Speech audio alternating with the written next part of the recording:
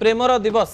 Premiere दिवस रे आपण माने निजर भल पाउथवा लोक मानक सहित समय बितांती, गिफ्ट दियंती किंबा खुशी हुअंती। किंतु आपण जानिचंती कि ए वैलेंटाइन शब्द कोठु आसिला?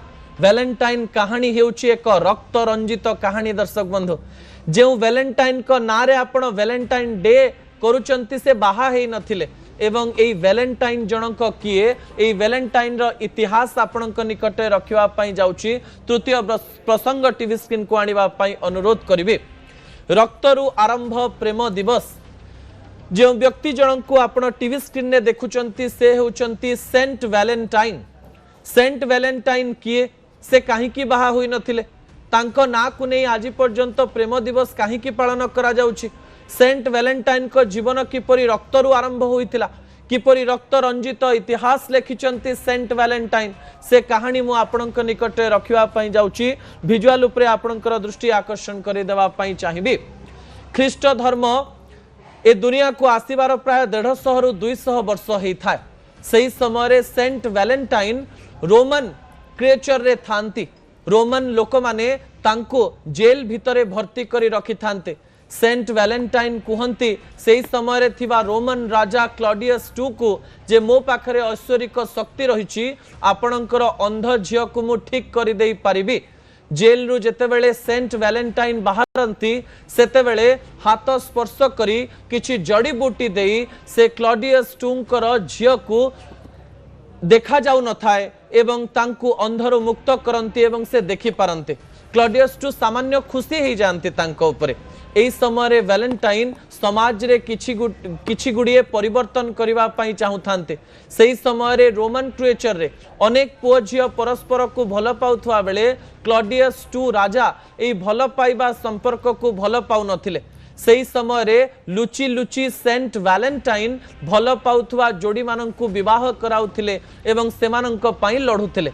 प्राय 6 रु 7 वर्ष धरी सेंट वैलेंटाइन भल पाउथबा पुरुष एवं स्त्री को मिसाउथिले एवं सेही समय रे सेमाननकु भल पाइबार स्वाधीनता मिलिबा दरकार बोली कहउथिले।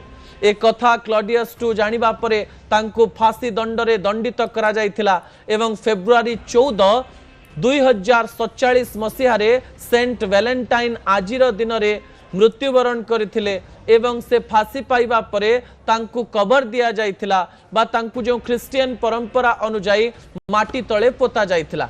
सेही रक्त रंजित दिन को मने पकेइबा पई आमे आज वैलेंटाइन डे पालन करूछे। जो ना को आपण बारंबार सुनिचंती सत, किंतु या पछर इतिहास को आपण माने जानि नथिले। मु आशा करिवि ए कहानी आपण को रोचक लागिथिबो।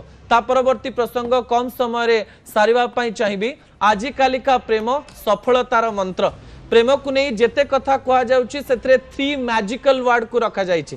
सेही 3 magical word I love you नुहे, सेही 3 मैजिकल वर्ड हेउची सरू आरंभ। सेही 3 मैजिकल वर्ड को टीवी स्क्रीन को आनिबा पई अनुरोध करिवे। प्रेम को नहीं जेबे जेतेबेले भी लोक माने किछि कहिबा पई चेष्टा करिसंती सेतेबेले 3टी शब्द को व्यवहार करिसंती। आजि कालिका कम दिनर प्रेम मध्य रे संदेह, समय एवं सम्मान को नहीं प्रश्न उठिछि। जेउ प्रेम रे संदेह बढ़े सेही प्रेम आग को बढ़ी पारे नाही।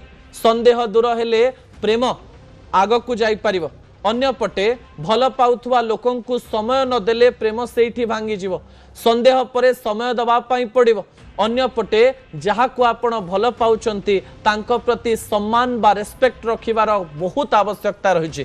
संदेह न करिबा, समय देबा एवं सम्मान देबा 3 magical word I love you को आग को नहीं थाए। मु आशा करिबी आजि कालिका प्रेम करुथवा लोक माने 3टी शब्दर महत्व को शिखिबे। ए प्रकार कथा कही आपण माननकु